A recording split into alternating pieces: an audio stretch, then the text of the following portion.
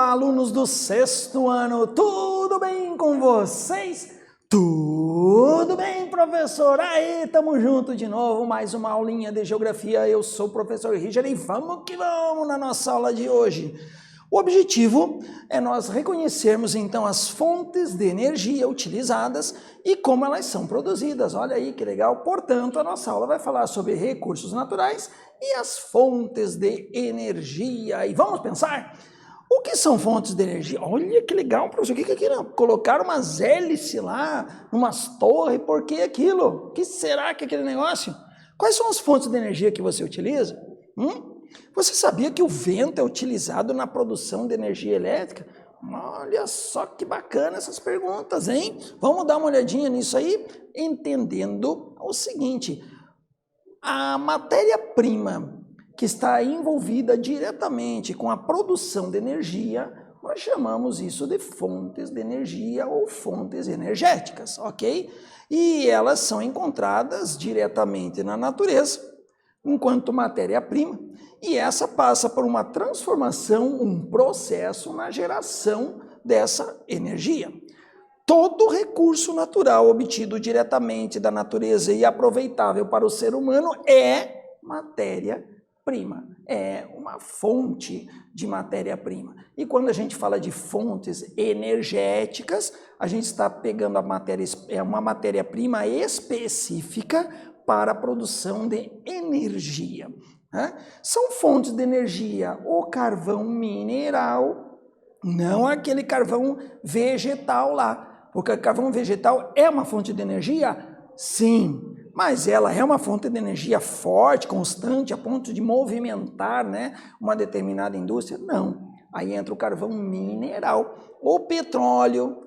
A água de um rio, a água é uma fonte de energia, sim, as hidrelétricas, no movimento uma turbina e tal, ok? Os rios, a força dos rios, os oceanos, o vento, certos alimentos, também são utilizados como fontes energéticas. Ora, você não vai lá, quando a gente come alguma coisa, aquela comida não vai ser transformada numa energia para os nossos corpos? É a mesma coisa a fonte energética que vamos tirar da natureza, transformando ela numa energia para movimentar um determinado equipamento. Como, por exemplo, um computador, a televisão que você está vendo, uma câmera, de repente o próprio carro, ele também tem um gasto de uma energia. Vamos dar uma olhadinha? Nós temos dois tipos de energia. Nós temos as energias renováveis e as energias não renováveis, e tudo isso depende, portanto, desse tempo de renovo ou não. E aí a gente pode classificar desta maneira. Vamos lá comigo com a energia renovável. São aquelas que se regeneram espontaneamente ou através de uma intervenção humana. Essa é uma energia renovável. Então nós temos aqui uma fonte de energia chamada de energia eólica, ok? Olha que bacana. O vento vai passando, passa por essas hélices, que passam a movimentar a hélice, que vai gerar um determinado gerador de energia. Nós temos a energia solar e também alguns painéis fotovoltaicos, ok? Esses painéis captam essa energia do sol e vão transformar essa energia em algo potencial para que a gente possa utilizar aí nas nossas casas. Então daí nós temos a energia solar. Nós temos essa energia eólica, que era aquelas hélices, que eu já comentei anteriormente. É um recurso renovável. Sim, diversos países utilizam essa energia eólica e lá no Nordeste do Brasil também. Só que precisa ser uma região que tenha bastante vento, um vento considerável, e essas hélices são gigantescas, tá? Que estão ali captando então essa força dos ventos. A energia hidráulica, o movimento da água dos rios, normalmente esses rios onde nós temos aí rios de planalto, eles têm bastante queda d'água, e essas quedas d'água poderão ser transformadas em uma energia para nosso consumo, energia elétrica. Eles instalam as usinas, essas usinas são cheias de turbinas, e essas turbinas, a partir do movimento da água, vai transformar esta energia em uma energia para nossa utilização. É uma fonte de energia elétrica.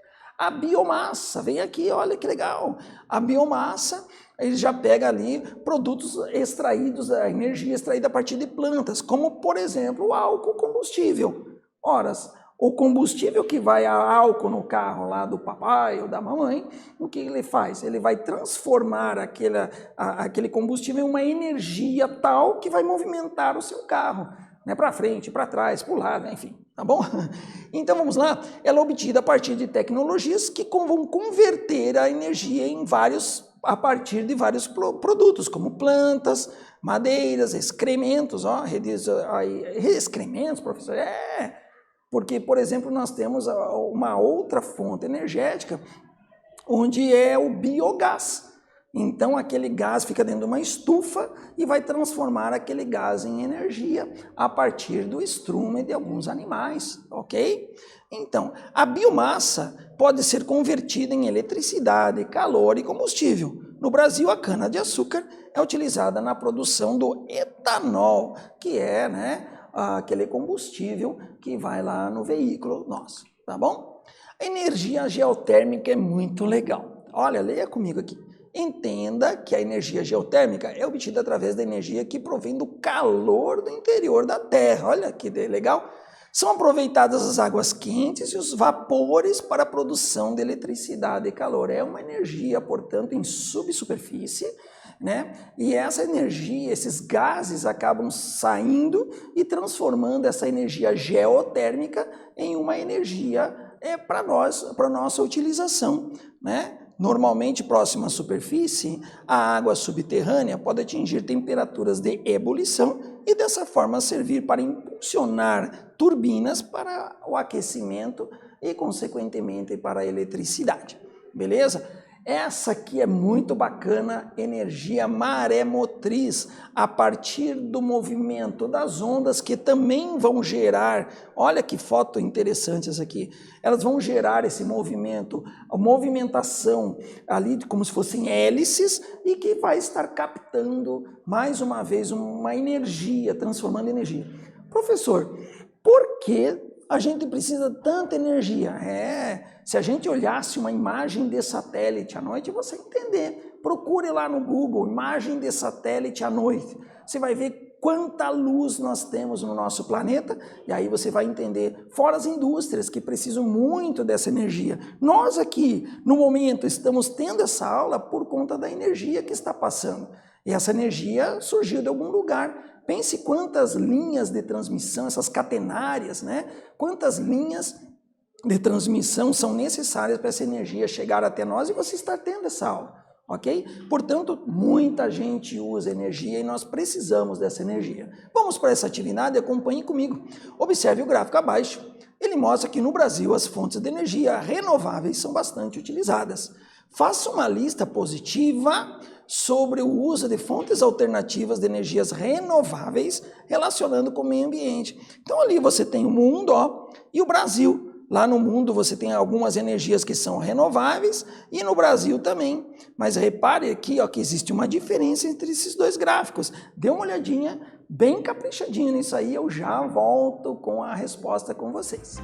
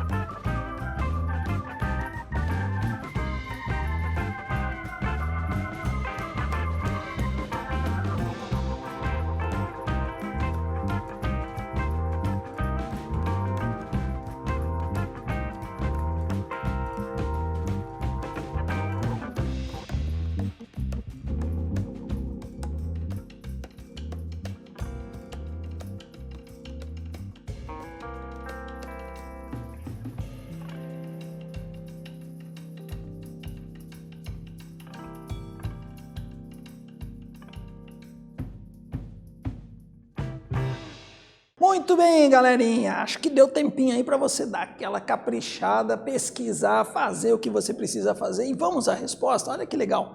As usinas hidrelétricas, mesmo que consideradas uma fonte de energia renováveis, também tem um impacto ambiental pela sua construção. As usinas eólicas, por exemplo, do mesmo modo, são fontes renováveis, mas as hélices e a paisagem acabam por prejudicar espécies de animais, causando também um impacto ambiental. Veja que bacana, né? Então é muito importante a gente entender que mesmo que sejam energias renováveis, como se colocam, né? É muito legal a gente entender também que elas geram um impacto e vão gerar um determinado impacto. Joia? Vamos para frente, acompanhe aqui comigo. Agora as energias não renováveis. Se são não renováveis, igual os recursos naturais não renováveis, elas demandam um longo período para se renovar na natureza. E à medida que a gente começa a tirar extrair essa fonte energética, será que ela se recompõe? Não. Portanto, ela tem um limite, ok? E essa que é a questão. Então veja, apesar de serem encontrados na natureza até em grandes quantidades, elas são finitas e não infinitas. Ela vai ter um determinado momento que poderá acabar, ok? Então todas as fontes energéticas, né, que poderão ser esgotadas, ou seja, o tempo de regeneração delas é demorado e, portanto, a gente pode considerar que não se regenera, né, são tidas como fontes energéticas não renováveis. Combustíveis fósseis, todos eles são fontes de energia não renováveis. Aí nós temos o carvão mineral, o gás natural, o petróleo, como exemplo disso, ok? A queimada desses combustíveis fósseis, né, vão liberar gases, e esses gases são gases que acabam prejudicando e dando um impacto ambiental. Se a gente for lembrar, por exemplo, o aquecimento global é parte disso, né? Ele é um processo natural, sim, mas foi acelerado por nós, pelo nosso processo da utilização dessas fontes energéticas a partir da queima desses combustíveis fósseis. Tudo bem? Beleza? Dentro desses combustíveis fósseis, então, além de tantos outros, nós temos aí os combustíveis nucleares. Acompanha aqui comigo. Energia nuclear ou atômica é produzida nas usinas termonucleares, que utilizam o urânio e outros elementos como combustível. As usinas nucleares possuem alta produtividade, pois um pequeno volume de matéria-prima é capaz de gerar muita energia. Mas, professor, e o impacto disso, hein, professor? Aí que está o problema, porque aí você está mexendo com produtos altamente tóxicos, né? Então, sim, ele tem um impacto bastante grande e o lixo desse produto ele tem que ser também estocado de uma maneira correta, porque ele poderá gerar aí grandes e graves problemas para nós seres humanos. Então podemos dizer que a geração de energia elétrica é considerada por muitas pessoas o principal benefício do uso da energia nuclear, mas eles também têm muitos problemas. Você veja aqui, por exemplo, né, que existe uma grande concentração dessa energia na Europa, nos Estados Unidos, né, mas em outros países um pouquinho menos, tá bom? Mas é uma energia amplamente utilizada também nesses países. Vamos para a atividade número 2. No Brasil, o uso do álcool proveniente da cana-de-açúcar como fonte de energia data de 1975. Neste ano foi implantado o Programa Nacional do Álcool, que é o PROÁLCOOL, em decorrência da crise do petróleo, e hoje o álcool é também usado como aditivo à gasolina. Como é produzida essa fonte de energia? Olha que legal. Capriche lá na sua resposta, dá uma pesquisadinha que isso tem vários assuntos a respeito disso e eu já volto com a resposta.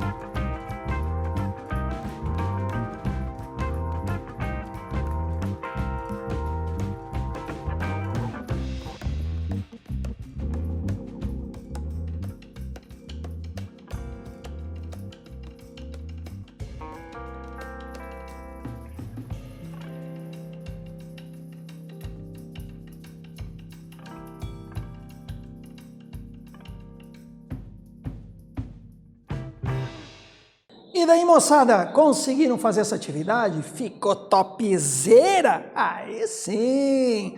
Gente, a questão do Proálcool aqui no Brasil foi um programa bem bacana, né? Lá criado em 1975, foi bem legal mesmo, né? Eu lembro na época, muitos dos veículos começaram a surgir aí, né? A partir do álcool, ok? E ali o Brasil foi precursor nisso, e esse programa surge a partir do plantio da cana-de-açúcar, porque você sabe que o álcool sai da cana-de-açúcar, portanto, esse álcool combustível que utilizamos nada mais é do que uma fonte energética a partir da biomassa. E aí, como é que ficou a resposta? Vamos ver?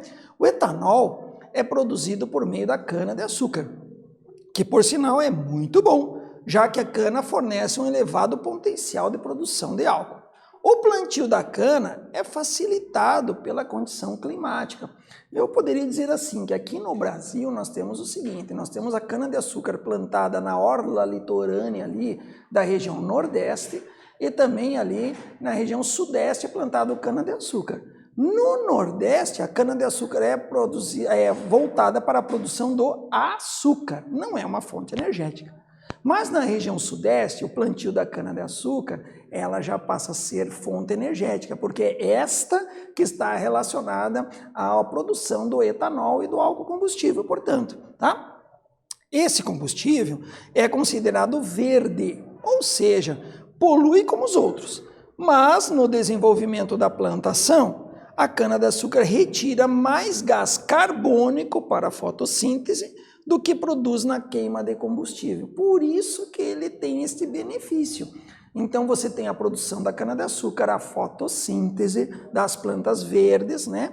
E daí ele vai ser queimado como uma fonte energética, daquele propulsor, daquela força motor ou motriz, né? Do motor do carro do seu pai, porém, né, ele está também associado a essa fotossíntese, né, essa troca gasosa, produção, portanto, durante o dia de oxigênio para nós. Não é bacana essas coisas? É muito legal. E na aula de hoje, então, nós vimos e podemos identificar as diferenças entre as fontes de energia renováveis e não renováveis. E com isso, né, eu espero que você tenha aí curtido mais essa aulinha de geografia. Eu encontro vocês na próxima. Tchau, galerinha!